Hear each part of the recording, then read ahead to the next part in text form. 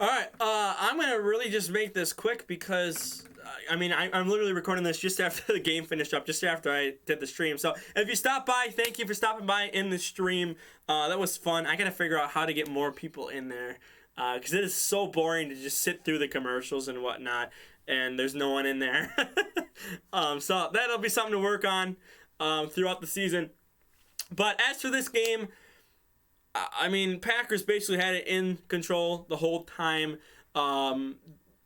Basically, they had a shot, and Fields got stopped short technically twice because his knee was down before the ball hit the pylon, and then they decided to go QB sneak from the shotgun position, and that basically ended the game right there after they did not get that. So Packers held them to 10 points after the Minnesota Vikings put up 23 on them last week. So 13 less points. I'll take that. And again, they put up 20 more points than they did against the Vikings. So, I'll take it. Really, again, basically had control of the game the whole time. Rodgers 19-25, 234, 2 touchdowns, 0 interceptions, 3 sacks, kind of basically in the middle of the game. Aaron Jones had a day. 15 carries, 132 yards, 8.8 average, 1 touchdown, and he had a long of 36. A.J. Dillon did have a fumble, which was kind of like a bad handoff, and Rodgers kind of got in the way, and, they weren't ready. Or A.J. Dillon wasn't, kind of paying attention to everything around him, not the ball. But 18 carries, 61 yards, not bad, longest of 11. And then Rodgers had 5 carries, 10 yards, and he actually had a scramble. They had a... Whatever the handoff is, the run option for halfback QB, and Rodgers actually picked up a big first down late in the fourth quarter to essentially help seal the game. Sammy Watkins, 3 receptions for 93 yards. He had a big bomb right after Rodgers ran with the run option, got the first. Then they did play action, hit Sammy Watkins for a 55-yarder. Aaron Jones, 3 for 38 in the air, longest of 15. Cobb, 3 of 37, longest of 20. He had a big first down catch. He had a big catch that was a needle threader. Romeo Doubs, 2 for 27, longest of 20 yards. He had that basically a screen pass and picked up 20 yards on second down and 28 or whatever it was. And then Cobb finished it off, getting on a 3rd and 8. Allen Lazard, 2 for 13. He was not really a factor. Yes, he caught the touchdown and whatnot, but the Packers spread the ball out so much that it's like, even without Lazard, they still win this game. I mean, you take that 7 points off that Lazard had, it's still 20-10. So Lazard wasn't he wasn't a huge factor in the game, but it was nice to have him out there. Obviously, we blocking and whatnot too. Robert Tonyan, 2 for 11. Christian Watson, 3 for 9. He had a couple just kind of little jet sweeps type stuff. A.J. Dillon, 1 reception or 1 catch for 6 yards. Fumbles, yes. Bunch of fumbles in there. But they recovered. So, defense. Rashawn Gary, where is he on this list? Way down here. Rashawn Gary's way down here.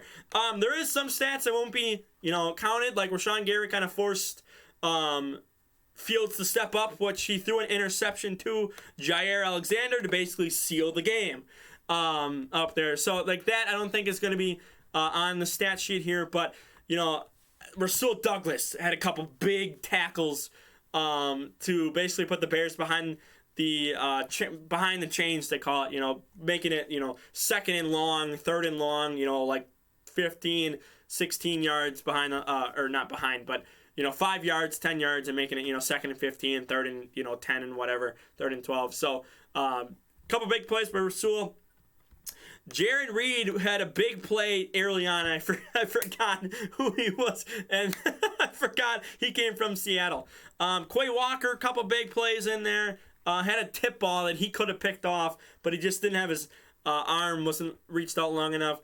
Amos, Lowry, Savage had a couple good tackles. Preston Smith led the way. 2 sacks for Preston Smith, 3 QB hits, 2 tackles for loss, 4 solo tackles in total. Like the Preston Smith went off. Amari Rogers just only had 1 return. He did a couple. That's kick returns.